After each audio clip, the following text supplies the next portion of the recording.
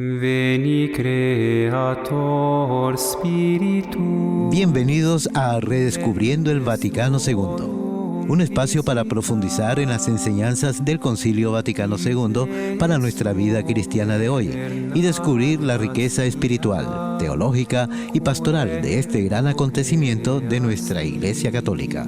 Conducido por Joel Alonso.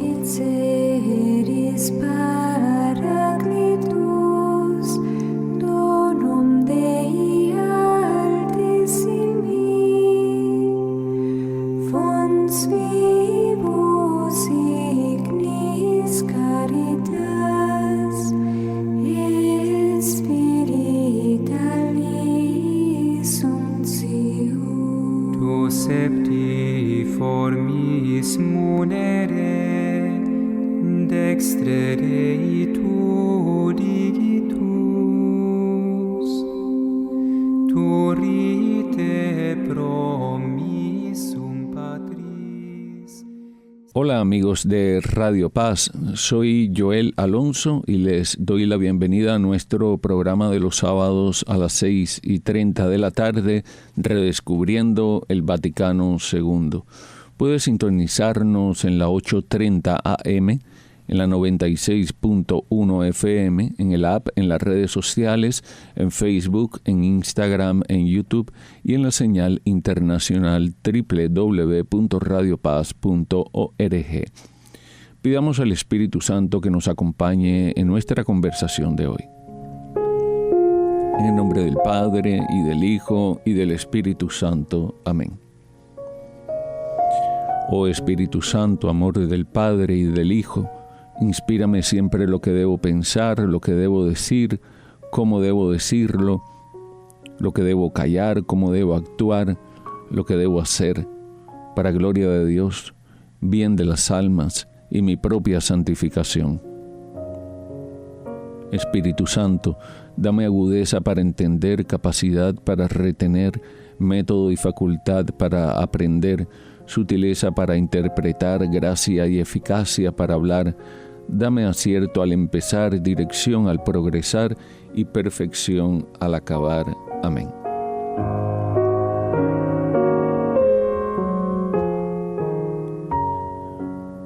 Bien, queridos amigos, venimos conversando acerca de la Constitución Sacrosanctum Concilium sobre la Sagrada Liturgia en el Sacrosanto Concilio y nos quedamos en el numeral 49 y vamos a titular el programa de hoy Sacramentales y Liturgia de las Horas. También veíamos en el programa anterior, veíamos cómo la participación activa de los fieles es muy necesaria en los cantos, en las respuestas que damos cuando el sacerdote dice: el Señor esté con ustedes, y todos decimos: y con tu espíritu. Levantemos el corazón, lo tenemos levantados hacia el Señor. Demos gracias al Señor nuestro Dios. Es justo y necesario. Es bueno que todos participemos en estas respuestas. Y por consiguiente, para el sacrificio de la Santa Misa es necesaria la participación activa, y aún por la forma de los ritos y alcance y plena eficacia pastoral, o sea que todos estén incluidos.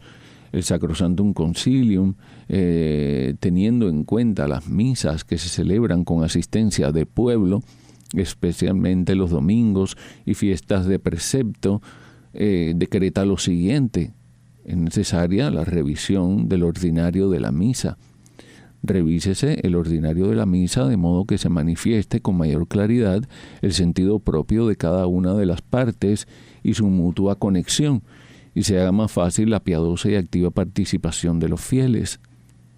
En consecuencia, simplifíquese los ritos, conservando con cuidado la sustancia.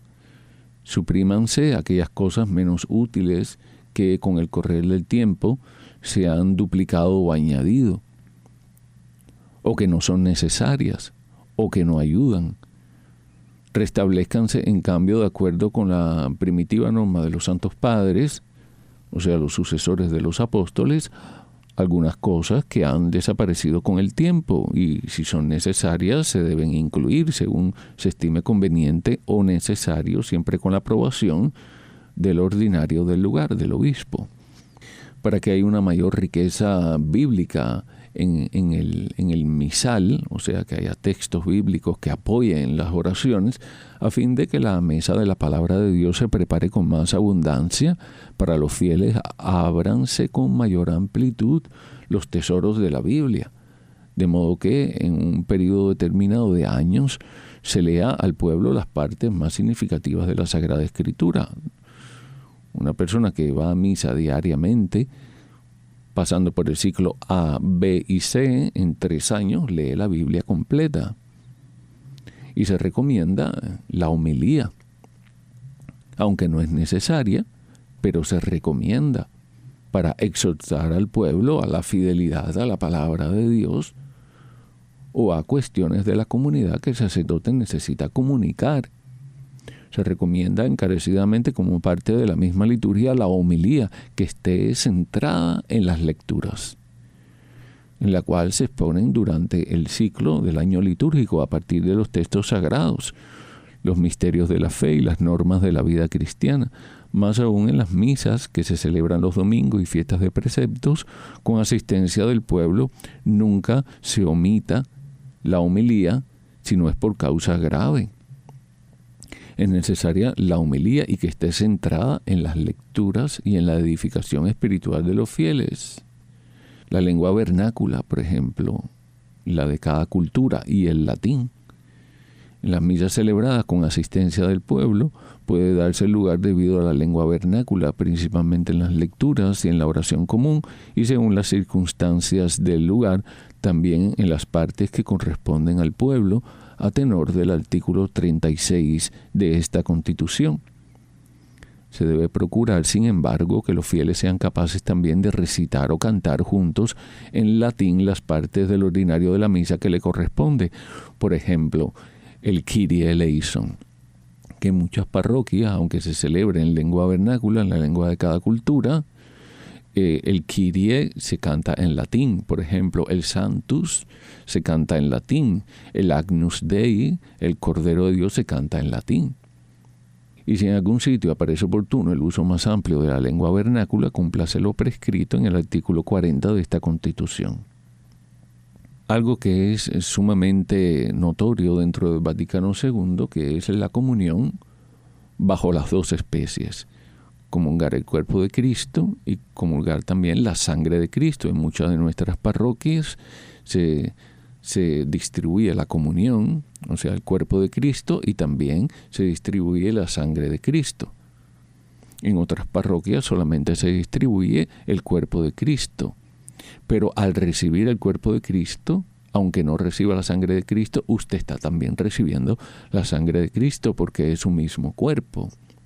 Se recomienda especialmente en el Concilio Vaticano II y para nuestra vida actual en la Iglesia, se recomienda especialmente la participación más perfecta en la misa, la cual consiste en que los fieles, después de la comunión del sacerdote, reciban del mismo sacrificio del cuerpo del Señor, manteniendo firmes los principios dogmáticos declarados por el Concilio de Trento, que es la comunión bajo ambas especies. A veces se da la comunión, sea en la boca y de rodillas, o de pie y en la mano, o también hay sacerdotes que usan el cáliz y mojan el cuerpo de Cristo en la sangre de Cristo y le dan en la boca. Por supuesto, si moja el cuerpo de Cristo en la sangre de Cristo, no la va a dar en la mano, pero da directamente en la boca. En otras parroquias dan la comunión y también la sangre de Cristo la dan directamente de un cáliz que no es necesariamente el cáliz presidencial. Entonces, esta comunión bajo las 2 especies puede concederse en los casos que la sede apostólico determine, tanto a los clérigos y religiosos como a los laicos, a juicio de los obispos, como por ejemplo a los ordenados en la misa de su sagrada ordenación, a los profesos de las órdenes religiosas en la misa de su profesión religiosa, a los neófitos que ya recibieron la confirmación en la misa que sigue al bautismo. Y está la unidad de la Iglesia. Esto nos une a todos. Las dos partes de que consta la misa, a saber, la liturgia de la palabra y la liturgia eucarística, están tan íntimamente unidas que constituyen un solo acto de culto. Por esto, el Sagrado Sínodo exhorta vehementemente a los pastores de las almas, a los sacerdotes, para que en las catequesis instruyan cuidadosamente a los fieles acerca de la participación en toda la misa, sobre todo los domingos y fiestas de preceptos. Y ya sabemos que la catequesis por excelencia es la homilía, donde se educa al pueblo también. Y en la catequesis también que se da a toda la parroquia como una formación permanente.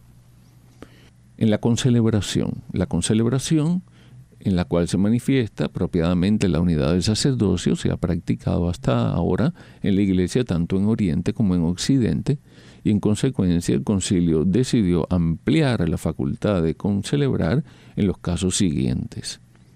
El Jueves Santo, tanto en la misa crismal como en la misa vespertina, por ejemplo, en las misas de los concilios, conferencias episcopales y sínodos, sean universales, sean sínodos diocesanos, en la misa de la bendición de un abad, el superior de un monasterio, además con permiso del ordinario, o sea, del obispo, al cual pertenece juzgar de la oportunidad de la concelebración. En la misa conventual de un convento y en la misa principal de las iglesias, cuando la utilidad de los fieles no exija que todos los sacerdotes presentes celebren por separado. Recuerden que antes del concilio, varios sacerdotes podían estar en los altares laterales celebrando al unísono. No sé si ustedes recuerdan eso. Bueno, si lo recuerdan, es que ya son viejitos. Pero sepan ustedes que esto, después del Concilio Vaticano II, se aconsejó que si se celebra una Santa Misa, que sea una sola. Después, si en privado el sacerdote quiere celebrar con algún acólito, con presencia de alguna persona o solo, ya eso es otra cosa. Pero siempre que estemos en el templo, que se celebre una sola Eucaristía. Y esto fue algo nuevo en el Concilio Vaticano II. En las misas celebradas con ocasión de cualquier clase de reuniones de sacerdotes, lo mismo seculares que religiosos, todo esto debe enseñarse.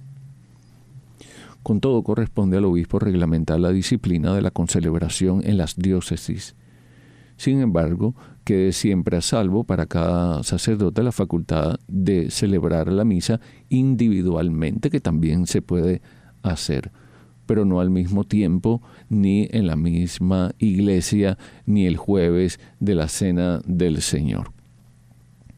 Y esto ustedes lo pueden ver en cómo este cambio se está llevando en la actualidad. Elabórense el nuevo rito de las concelebraciones e incluyanse en el pontifical y en el misal romano. En el capítulo 3, hablando de los sacramentos y de los sacramentales, los sacramentos están ordenados a la santificación de los hombres, sea el bautismo, sea la comunión, sea la confesión, sea el orden de el matrimonio, el orden sacerdotal, la unción de los enfermos. Ahora, los sacramentales son aquellos, ¿verdad?, que nosotros tenemos, que son bendecidos por los sacerdotes. Por ejemplo, el agua bendita es un sacramental, un rosario bendecido es un sacramental, por lo cual los sacramentos están ordenados a la santificación de los hombres, a la edificación del cuerpo de Cristo y, en definitiva, a dar culto a Dios. Pero en cuanto a signos, también tienen un fin pedagógico. No solo supone la fe, sino que a la vez la alimenta, la robustece y la expresan por medio de palabras y de cosas. Por esto se llaman sacramentos de la fe y confieren ciertamente la gracia, una gracia de parte de Dios, pero también Su celebración prepara perfectamente a los fieles para recibir fructuosamente la misma gracia que necesita el alma para vivir en estado de gracia, valga la redundancia, y rendir el culto a Dios y practicar la caridad. Porque el culto a Dios, el participar de los santos sacramentos, nos lleva a nosotros a practicar la caridad. Por consiguiente, es de suma importancia que los fieles comprendan fácilmente los signos sacramentales y reciban con la mayor frecuencia posible aquellos sacramentos que han sido instituidos para alimentar la vida cristiana. La Santa Madre Iglesia instituyó además los sacramentales. Estos son signos sagrados creados según el modelo de los sacramentos, por medio de los cuales se expresan efectos, sobre todo de carácter espiritual, obtenidos por la intercesión de la Iglesia. Por ello los hombres se disponen a recibir el efecto principal de los sacramentos y se santifican las diversas circunstancias de la vida. Por tanto, la liturgia de los sacramentos y de los sacramentales hace que en los fieles bien dispuestos casi todos los actos de vida sean santificados por la gracia divina, que emana del misterio pascual de la pasión, muerte y resurrección de Cristo, del cual todos los sacramentos y sacramentales reciben su poder, y hacen también que el uso honesto de las cosas materiales puedan ordenarse a la santificación del hombre y a la alabanza de Dios. Por ejemplo, la alianza de compromiso es un sacramental. Y habiéndose instruido en los ritos de los sacramentos y los sacramentales con el correr del tiempo, ciertas cosas que actualmente oscurecen de alguna manera su naturaleza y su fin, y siendo necesarios acomodar a otras necesidades presentes, el Sacrosanto Concilio determina los siguientes para su revisión. Por ejemplo, una mayor cabida a la lengua vernácula, a la lengua de cada cultura. Como ciertamente el uso de la lengua vernácula puede ser muy útil para el pueblo en la administración de los sacramentos y de los sacramentales, debe dársele mayor cabida conforme a las normas siguientes. En la administración de los sacramentos y sacramentales se puede usar la lengua vernácula en tenor del artículo 36. Los competentes, o sea, las autoridades competentes eclesiásticas territoriales de que se habla en artículo 22, párrafo 2 de esta Constitución, preparen cuanto antes, de acuerdo con la nueva edición de Ritual Romano, rituales particulares acomodados a las necesidades de cada región. También en cuanto a la lengua, y una vez aceptados por la sede apostólica, empleense en las correspondientes regiones. En la redacción de estos rituales o particular colección de ritos, no se omita la instrucción que el ritual romano precede a cada rito, tanto las pastorales y de rúbricas como las que encierran una especie de importancia comunitaria. Es importante el catecumenado, la formación en la fe. Restáurese el catecumenado de adultos, debido en distintas etapas, cuya práctica dependerá del juicio del ordinario del lugar. De esa manera, el tiempo del catecumenado, establecido por la conveniente instrucción, podrá ser santificado con los sagrados ritos que se celebrarán en tiempos sucesivos. Sea un catecumenado para niños, sea un catecumenado para adultos, porque tenemos que hay personas que no están bautizados, que no han recibido los sacramentos, y es necesario que haya un catecumenado, un acompañamiento, una formación en la fe para recibir los sacramentos las personas ya adultas. También en las misiones es importante, además de los elementos de iniciación contenidos en la tradición cristiana, pueden admitirse también aquellos que se encuentran en uso en cada pueblo, en cuanto puedan acomodarse al rito cristiano según la norma de los artículos 37 al 40 de esta Constitución.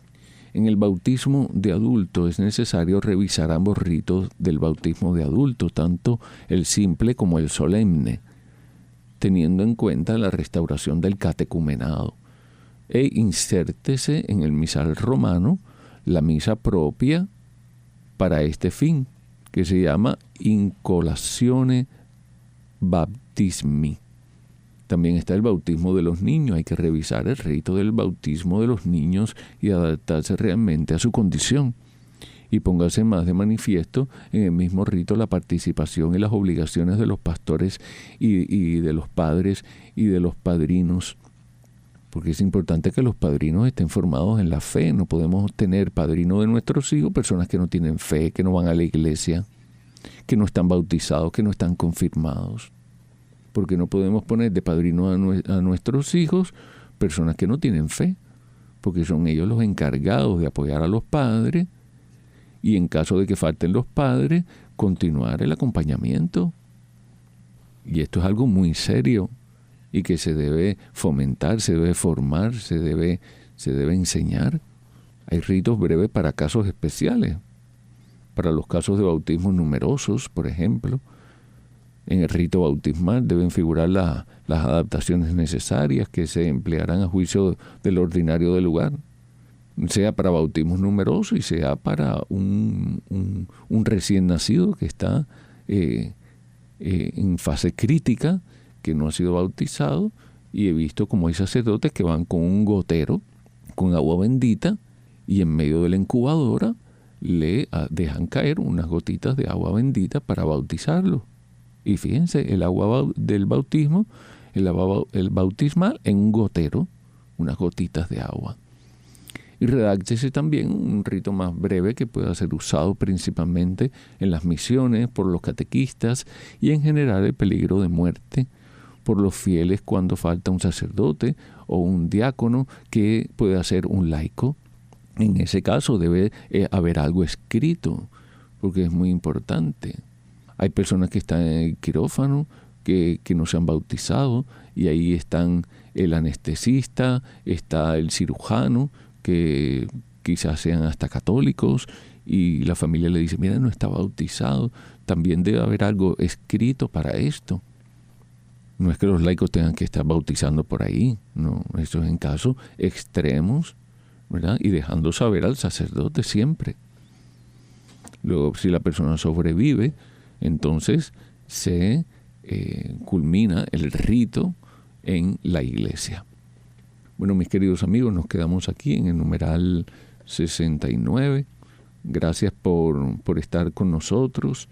Fue un gusto compartir con ustedes. Dios permita nos volvamos a encontrar para redescubrir la riqueza del Vaticano II. Los esperamos el próximo programa, sábados 6:30 de la tarde, aquí en Radio Paz. Veni Creator Spiritus. Gracias por acompañarnos en Redescubriendo el Vaticano II. Les esperamos el próximo sábado para juntos profundizar en la riqueza espiritual, teológica y pastoral de este gran acontecimiento de nuestra Iglesia Católica. Redescubriendo el Vaticano II.